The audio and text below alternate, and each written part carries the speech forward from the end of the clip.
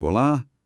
Hoje a gente vai conversar sobre uma história que, nossa, parece simples, um conto, mas fala muito fundo com a gente. O Cavaleiro Preso na Armadura, do Robert Fisher. A gente está com a tradução brasileira aqui para explorar.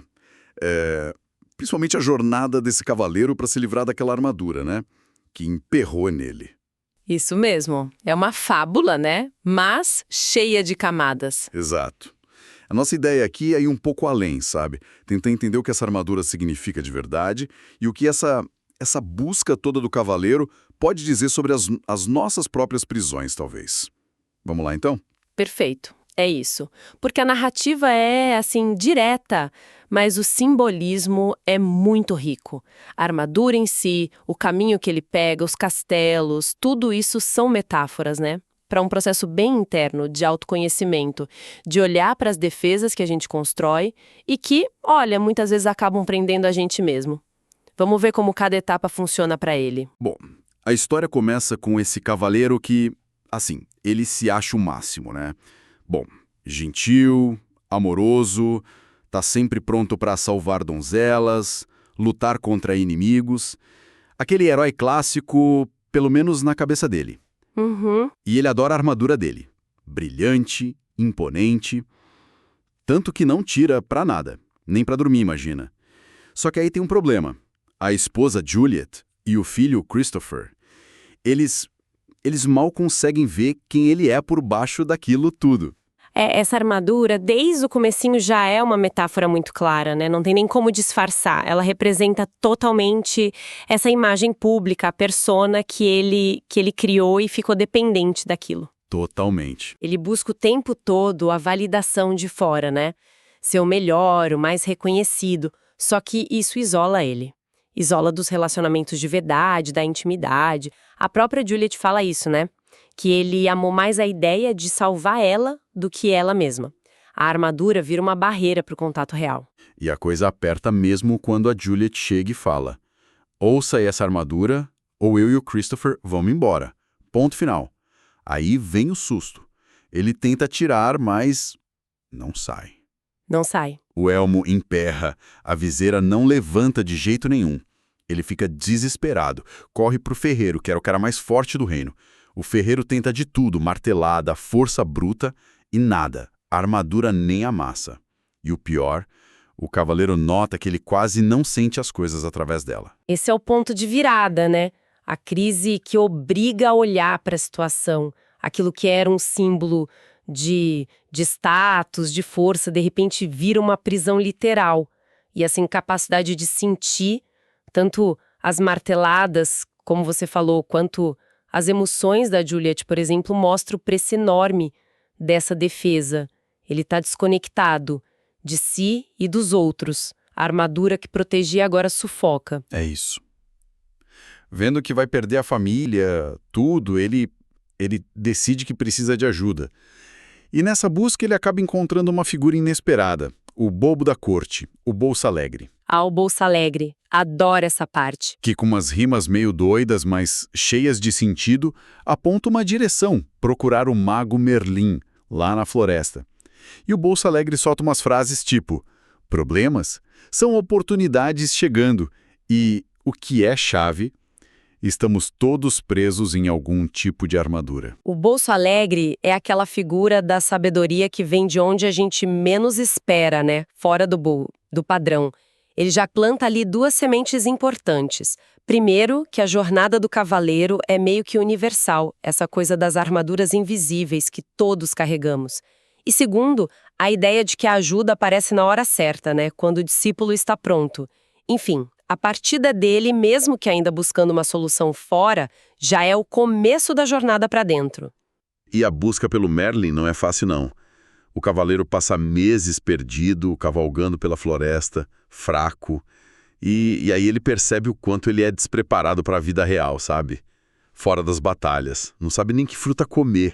Exato. Finalmente exausto, ele encontra o Merlin, tranquilão lá debaixo de uma árvore com um monte de animais em volta. Essa dificuldade toda da busca já mostra o quão perdido ele estava de si mesmo, né?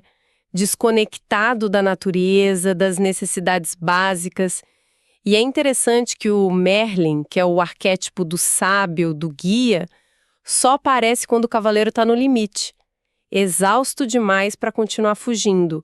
Como o próprio Merlin diz, né? Não dá para fugir e aprender ao mesmo tempo. Precisa parar, se render um pouco para poder olhar para dentro. E o Merlin já chega oferecendo uma bebida estranha para ele, num cálice, usando um bambu de canudo. A vida. Isso, a bebida vida, e o gosto dela vai mudando. Começa amarga, depois fica agradável e no final deliciosa. E a explicação do Merlin é simples. A vida é boa quando a gente aceita ela. Essa metáfora da vida é muito boa. O amargo inicial é a nossa resistência, né? Resistência a aceitar a realidade, as dificuldades, nós mesmos. Conforme ele vai bebendo, ou seja, vai aceitando a experiência, melhora. E o Merlin já começa ali a cutucar, sabe? Por que você precisava tanto dessa armadura? Era medo? Necessidade de provar alguma coisa? A própria mente dele, tão esperta para umas coisas, tinha prendido ele. E aí vem uma cena muito curiosa. Ele começa a falar com os animais. Primeiro senta sem querer na cauda de um esquilo. Coitado do esquilo. E se assusta quando ouve o esquilo reclamar. E o esquilo fala algo tipo: a gente sempre falou, vocês humanos é que não escutam. O Merlin explica que ele está ficando mais sensível, captando as vibrações. O fascinante aí é que essa comunicação com os animais representa essa reconexão com a intuição, com a natureza, com níveis de percepção mais sutis que a armadura, que é o ego rígido, né? Bloqueava totalmente. É um sinal claro de que as barreiras internas estão começando a diminuir. Ele está ficando mais sensível ao que está fora e dentro. Mesmo assim, a primeira reação dele é querer voltar correndo para casa para Juliet e para o Christopher. Mas o Merlin questiona isso. Como é que ele vai cuidar dos outros se não cuida nem de si mesmo primeiro? Exato. A ordem das coisas. Aí o Merlin sugere mandar um bilhete para o filho, o Christopher, pela pomba Rebecca. A resposta chega, só que é uma folha em branco. Nada. Nossa, essa folha em branco é um soco no estômago, mas muito necessário. Ela escancara o tamanho do abismo entre ele e o filho. O Christopher, coitado, literalmente não tem o que dizer pro pai. Não conhece o pai. Que triste isso. É muito triste. E é essa dor, a primeira dor emocional de verdade que ele sente, não é frustração, é dor pela desconexão que provoca as primeiras lágrimas reais dele. E são essas lágrimas que, como o Merlin diz, são o primeiro passo para sair dessa armadura. Exatamente. E com isso, Merlin mostra para ele dois caminhos. Um que ele já conhecia, meio sem saber, que leva à desonestidade, ganância, ignorância, e um outro, novo, estreito, difícil, subindo a montanha, o caminho da verdade, que pode libertar ele da armadura se ele chegar lá no topo. Essa escolha do caminho é o compromisso consciente, né? De agora em diante, a jornada não é mais para banhar coisas fora, fama, batalhas, reconhecimento, mas para perder. Perder o peso da armadura, do ego, das ilusões, é uma jornada de desapego, de autoconhecimento. E ele sabe que não vai ser fácil. E ele aceita o desafio, mesmo sabendo que vai ter que ir a pé, deixar o cavalo para trás. O esquilo e a Rebeca decidem ir com ele, né, como guias, como uma espécie de consciência ali do lado. Sim, os ajudantes. E o Merlin dá uma chave dourada para ele, para abrir 3 castelos que estão no caminho. O castelo do silêncio, o do conhecimento e o da vontade e a ousadia. Ele precisa atravessar os 3 para chegar ao topo. Esses castelos são etapas muito claras, arquétipos mesmo.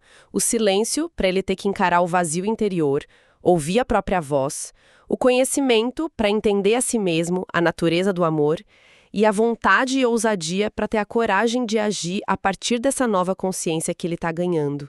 E ter que ir a pé reforça isso, a jornada é sua, o esforço é seu, não dá para terceirizar. E olha que interessante, logo depois de decidir seguir esse caminho da verdade e de chorar pela resposta do filho, acontece uma coisa física.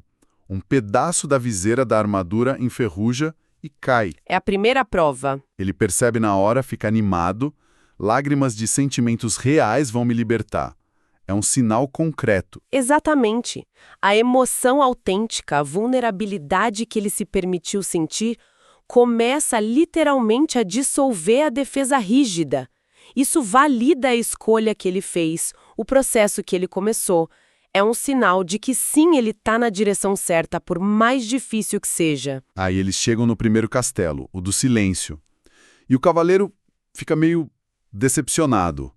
Achou o castelo muito comum, esperava algo mais, sei lá, imponente. As expectativas, né? É, e a Rebeca, a pomba, muito sábia, comenta justamente sobre isso.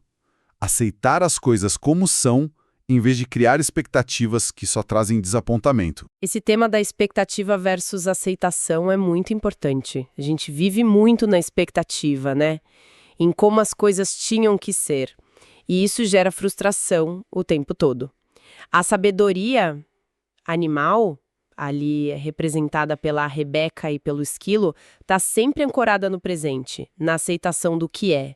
E o cavaleiro começa a sacar o quanto ele viveu refém das próprias projeções.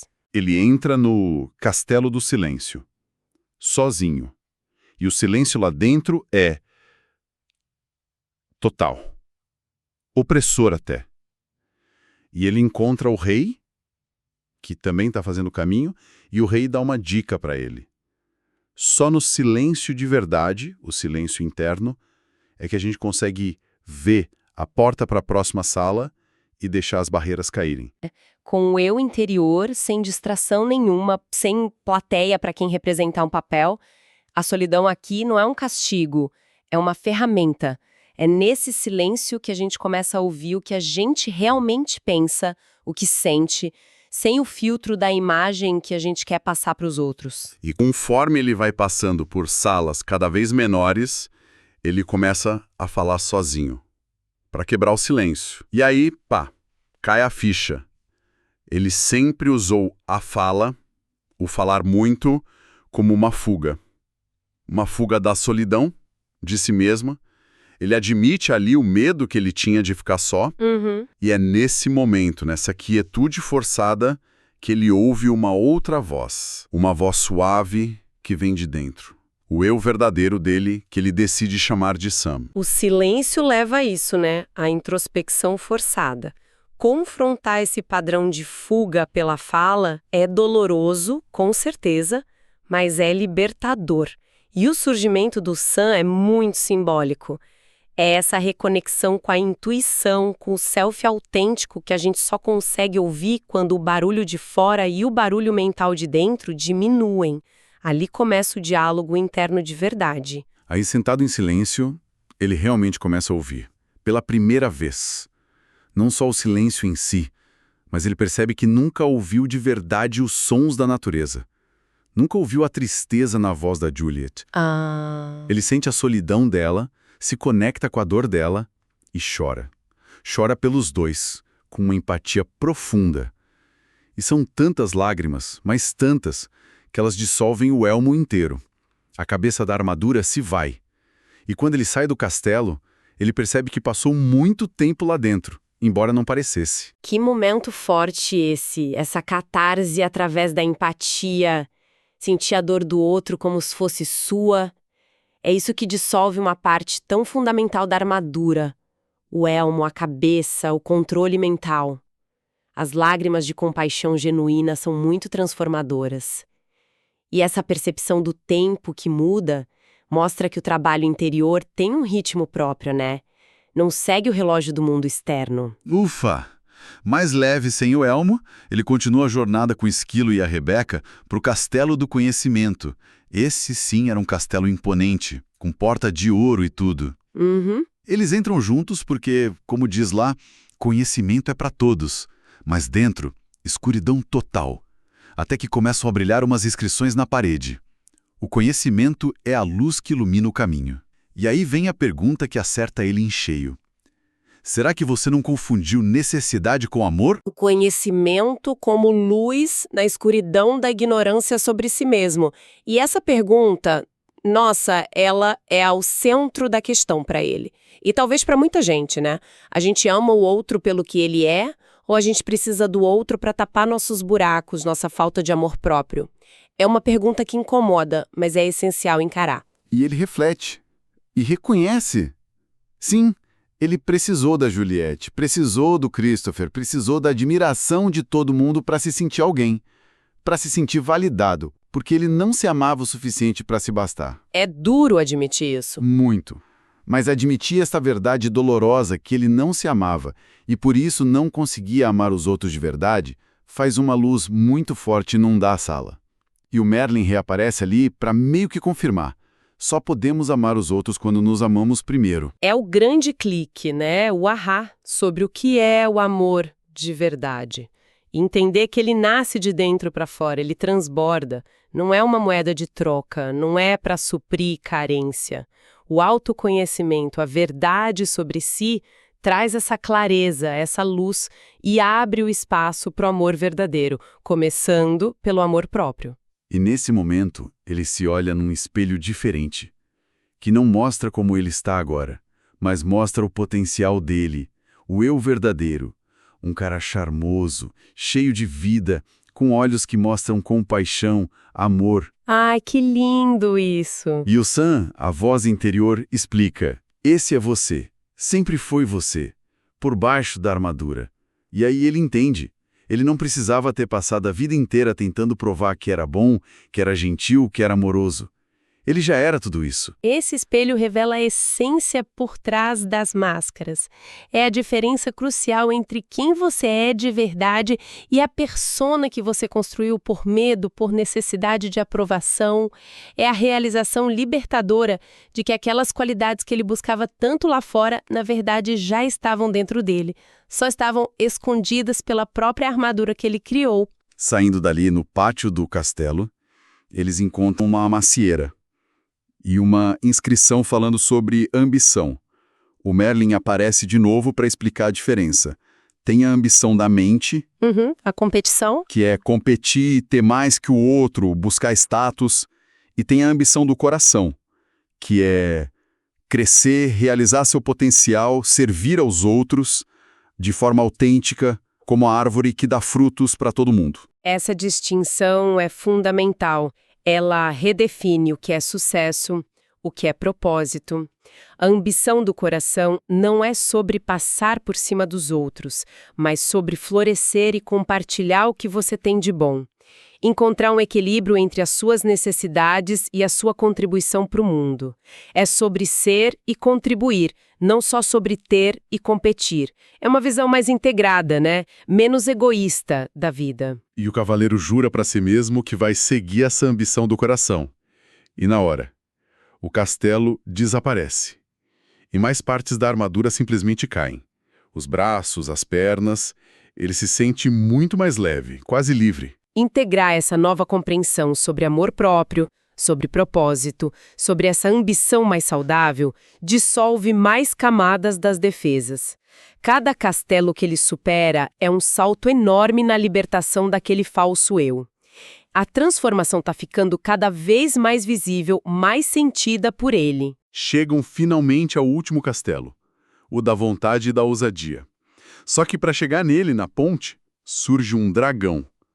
Enorme, soltando fogo azul, é o dragão do medo e da dúvida. O último chefão. Exato. Pânico total. Ele procura a espada, que não tem mais. Chama o Merlin, que ironicamente está numa conferência em Paris. E para piorar, o dragão lê pensamentos. Que situação. É o teste final, antes de chegar no topo, o confronto direto com os maiores inimigos internos, o medo que paralisa e a dúvida que corrói. Tudo personificado no dragão. E o Merlin não tá lá para ajudar, ou seja, agora é com ele.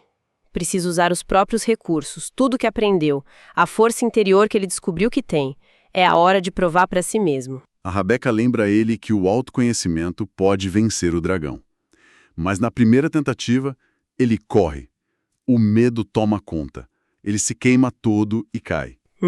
Mas o Sam, a voz interior, não deixa ele desistir. Diz que o dragão só tem o poder que ele acredita que ele tem. Essa primeira falha é importante. Mostra que só saber a teoria não adianta. É preciso agir com vontade, com ousadia, apesar do medo. O poder do medo está na crença que a gente deposita nele. A escolha é clara. Ou você é consumido pelo medo, porque evita ele, ou você enfrenta mesmo com risco de se queimar um pouco. E na segunda tentativa ele vai, decidido, repetindo como um mantra: medo e dúvida são ilusões. Ele atravessa as chamas do dragão, sem se queimar. Uau! O dragão começa a encolher, tenta jogar umas sementinhas de dúvida, mas ele não para, continua avançando.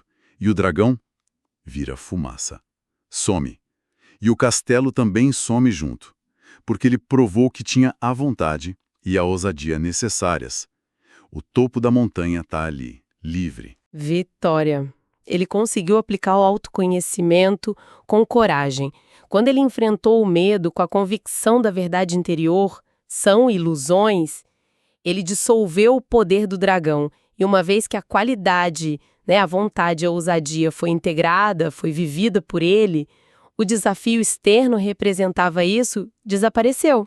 Ele não precisa mais daquela lição externa, porque ele se tornou a lição. Agora falta só a escalada final.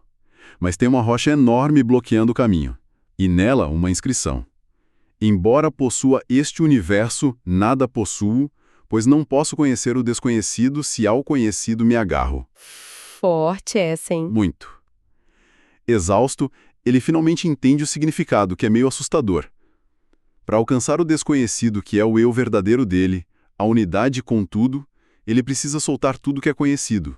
Soltar a identidade que ele achava que tinha, as crenças, os julgamentos, até mesmo o apego à própria vida. Ele precisa se soltar da rocha, literalmente. É o ápice da jornada. O ato final de rendição, de fé.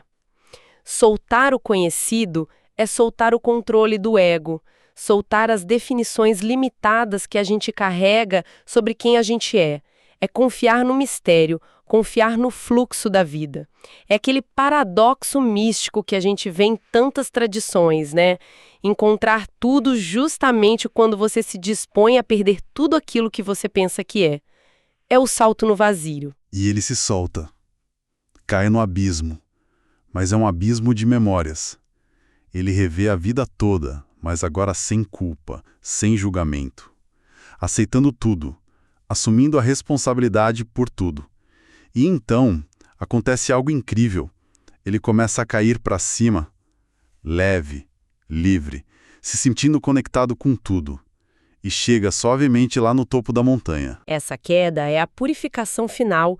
Liberar o passado, aceitar a responsabilidade total pelo presente. E essa aceitação radical é o que leva à transcendência. Cair para cima. Que metáfora perfeita para a elevação da consciência, para a libertação das últimas amarras do ego, para essa união com o todo. E lá no topo, ele é invadido por um amor, uma alegria gigantescos. Por tudo, por todos, ele entende a inscrição da rocha. Chora de novo, mas agora são lágrimas de gratidão. E essas lágrimas derretem a última peça da armadura, que ficava no peito. Uma luz muito intensa começa a irradiar dele, mais brilhante do que qualquer armadura polida jamais foi. Ele sente que é o riacho, a lua, o sol, ele é um com o universo. O livro diz, ele era amor, e termina de forma genial com o começo. A transformação completa, a armadura se foi totalmente, e no lugar dela, a luz interior. A luz do amor incondicional, da consciência desperta. Essa união com o universo é a realização do self verdadeiro, né? A transcendência do ego que se sente separado. E o final, o começo. É perfeito porque essa realização não é um fim, um ponto final. É o início de uma nova forma de viver. Uma vida a partir desse estado de unidade, de amor. Uau! Que jornada, hein? Do cavaleiro todo duro, isolado na armadura dele, passando pelo silêncio, pelo conhecimento, pela coragem, pela rendição, até essa libertação total e o encontro com a essência, que é o amor. Pensando nisso tudo, qual que é a grande mensagem que fica pra gente? Olha, eu acho que essa fábula lembra a gente que todos nós, de um jeito ou de outro, carregamos armaduras invisíveis, sabe? Medos, crenças que limitam, máscaras sociais que a gente usa. A jornada do cavaleiro é um convite muito potente para a gente olhar para dentro. ter a coragem de enfrentar nossos próprios castelos e dragões internos. Ela sugere que a verdadeira força não está na rigidez, na defesa, mas sim na vulnerabilidade, no autoconhecimento e na ousadia de ser quem a gente realmente é. Isso deixa a gente com uma pergunta para pensar, né? Se a armadura do cavaleiro era de metal, era óbvia, quais seriam as nossas armaduras invisíveis? Talvez feitas de medo, de orgulho, de necessidade de controlar tudo, que podem estar impedindo a gente hoje de sentir mais, de conectar de verdade uns com os outros e com a gente mesmo. E qual seria talvez um primeiro passo, por menor que seja, para começar a soltar um pouco essas amarras, assim como o cavaleiro fez na busca dele pela verdade?